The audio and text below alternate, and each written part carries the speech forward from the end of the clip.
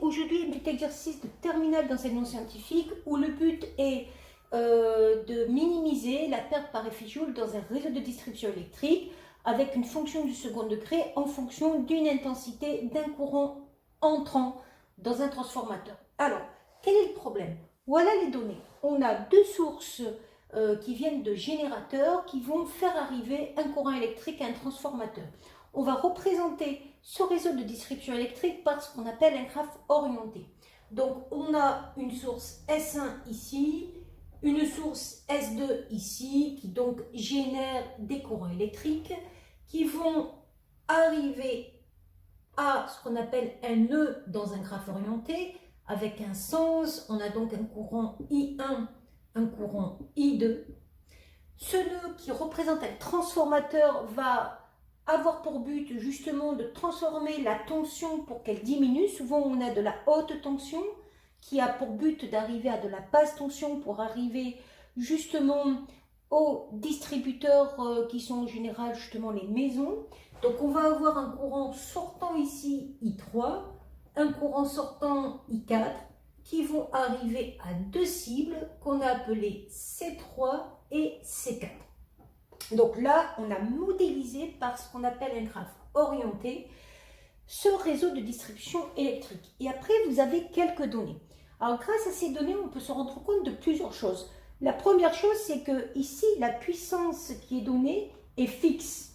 Ça veut dire que l'intensité correspondante sur justement cette distribution ici, je vous rappelle que le courant électrique passe par des câbles, les câbles ont une résistance interne, c'est pour ça que ici on aura donc une tension aux bornes, une résistance interne et une intensité.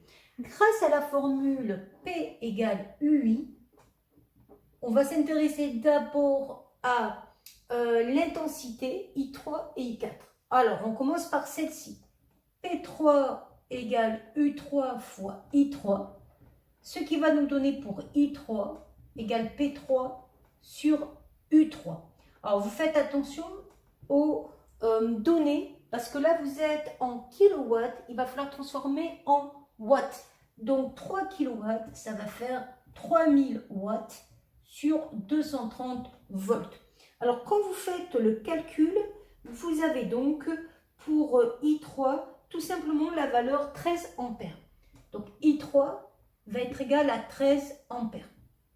Alors, on reprend avec le calcul de l'intensité I4 qui, elle aussi, est fixe, qui est égale donc à P4 sur U4. On fait attention aux données.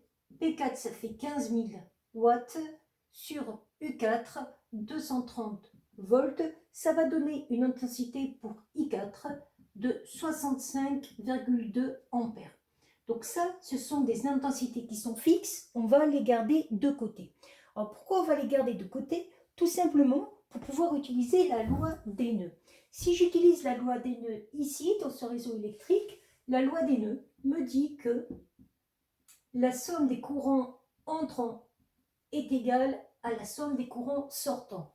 Donc je vais avoir I1 plus I2 qui est égal à I3 plus I4. Donc ça, je vais l'utiliser un peu plus tard. Ça va me donner I1 plus I2 égale I3 plus I4, c'est-à-dire 65,2 plus 13, ce qui fait 78,2 ampères.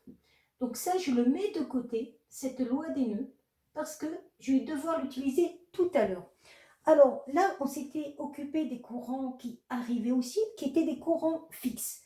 Les courants qui sortent du générateur, eux, ont une particularité, c'est qu'il faut qu'ils ne dépassent pas une certaine valeur. C'est pour ça que là, on parle de puissance maximale à P2 max et on parle aussi de puissance maximale à P1 max. Ça, ce sont les courants qui sortent des sources S1, S2. Donc, on va commencer à calculer, comme tout à l'heure, ces intensités maximales qui ne pourront pas être dépassées. Et ça sera donc des conditions d'existence. Alors, on va utiliser exactement la même formule, P égale UI, donc I égale P sur U. Donc, pour avoir I1 max, on va donc partir de P1 max divisé par U1. Et pour avoir I2 max, on va partir de P2 max divisé par U2. il y a juste à remplacer avec les données qu'on a dans l'énoncé. Donc Pmax c'était 18 000, divisé par U1 360 volts. Donc là, vous voyez que la tension est plus élevée à ce niveau-là que quand vous êtes arrivé au cible. Donc ça vous fait une intensité maximale pour le courant I1 de 50 ampères. Et pour le deuxième calcul, vous allez avoir du 9000 watts divisé par du 260 volts, comme c'est marqué ici pour P2 max 9000 U2 260. Et ça me donne un courant maximal pour I2 qui va être de 34,6. Donc si on trouve au niveau de l'optimisation des courants I1 et I2, il faudra vérifier qu'ils sont bien inférieurs à ces deux courants I1 max et I2 max. Donc ça, c'est des choses qu'on va devoir garder en mémoire. Donc maintenant qu'on a fait ça, on va pouvoir s'intéresser à la perte par effet Joule que je vais appeler perte totale par effet Joule, donc PT. Donc la perte par effet Joule, je vous rappelle que lorsque vous avez un courant qui rentre dans un conducteur ohmique où il y a une résistance, il y a une perte qui prend la forme de chaleur et la formule par rapport à cette perte par effet Joule est égale à RI carré. Donc ça, on va l'utiliser pour chacun des câbles électriques. Donc la perte par effet Joule pour le premier câble est égale à R1 I1 carré, plus la perte par effet Joule pour le deuxième câble, R2 I2 carré, plus la perte par effet Joule du troisième câble, R3 I3 carré, plus la perte par effet Joule du quatrième câble, R4 I4 carré. Donc ça, on peut voir que c'est une constante que je vais appeler C. Elle ne va pas varier cette valeur parce que je vous rappelle que I3, I4 sont des courants sortants qui, eux, ne varient pas quand ils vont arriver à la cible. Donc, ce qui va m'intéresser, c'est vraiment les deux premières expressions de cette puissance totale perdue par effet Joule. Donc, vous voyez qu'ici, j'ai un petit problème. C'est que si je remplace R1, ça, il n'y a pas de problème, je peux le remplacer, ça fait 0,6 I1 carré.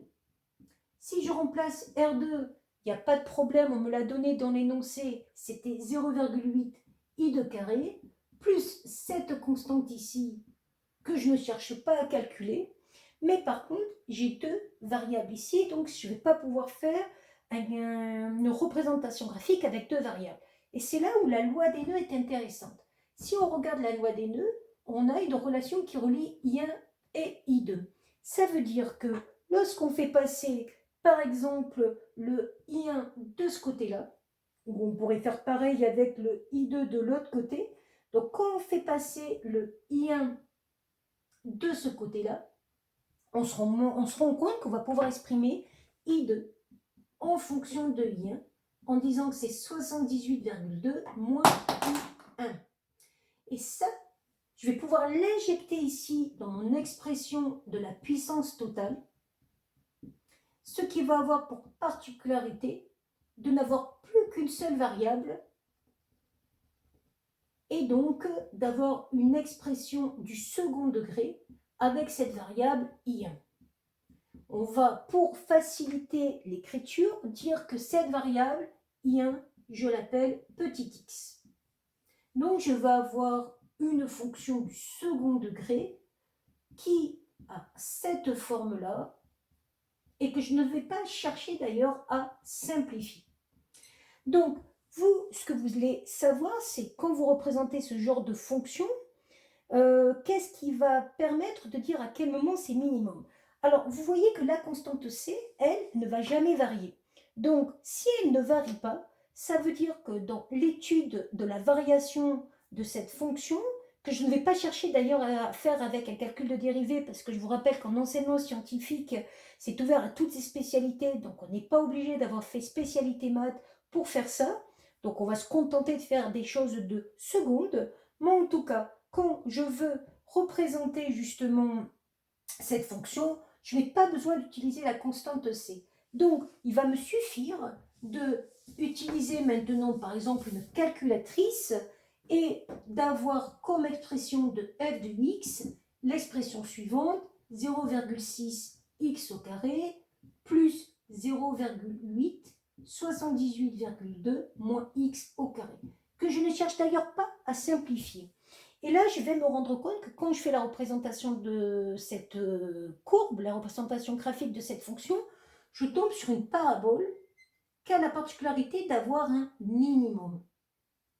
Et moi, ce qui va m'intéresser, c'est justement la recherche de ce minimum, puisque c'était à cet endroit-là où j'aurai la puissance joule la plus petite et je vais donc minimiser la perte par effet joule, parce que je vous rappelle que le principe, c'est de diminuer au maximum la perte par effet joule, qui est quand même un élément très embêtant lorsqu'on transporte de l'électricité.